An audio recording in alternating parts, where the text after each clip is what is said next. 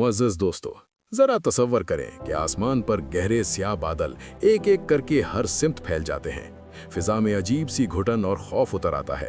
तेज़ हवाएं चलने लगती हैं और मूसलाधार बारिश जहाज़ की खिड़कियों पर मुसलसल ज़रबे लगाने लगती है।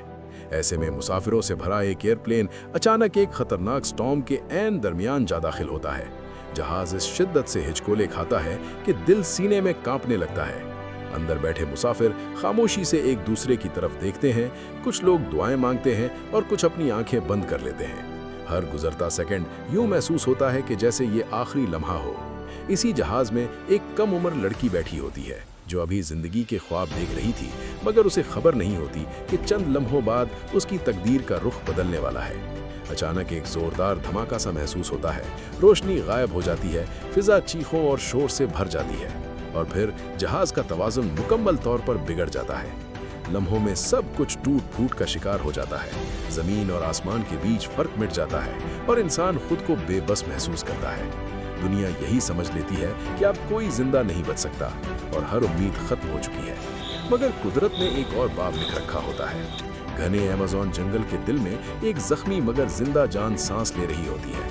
चारों तरफ दरख्तों की घनी छतरी है, अंधेरा है, खामोशी है और अनजाना खौफ है। वो लड़की दर्द से कराहती है। उसका जिस्म जख्मी है, आंखें सूजी हुई हैं और दिल खौफ से भरा हुआ है। मगर उसके अंदर जीने की एक जिद अब भी जिंदा है। वो खुद को तन्हा पाती है। न कोई आवाज, न कोई मदद, सिर्फ जंगल और उसकी अपनी सांसें। भूख, प्यास, मच्छर और कीड़े उसे कमजोर करते जाते हैं। रातें तवील और दिन बेरहम महसूस होते हैं, मगर वो हार नहीं मानती। वो हर कदम के साथ ये उम्मीद बांधे रखती है कि शायद कहीं इंसान बसते हों, शायद किसी रास्ते पर निजात मिल जाए।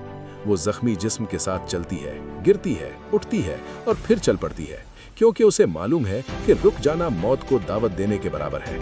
ये दास्तान सिर्फ एक प्लेन क्रैश की नहीं, बल्कि हिम्मत, सब्र और सर्वाइवल की वो मिसाल है जो हमें याद दिलाती है कि इंसान जब उम्मीद को थाम ले तो नामुमकिन भी मुमकिन बन जाता है।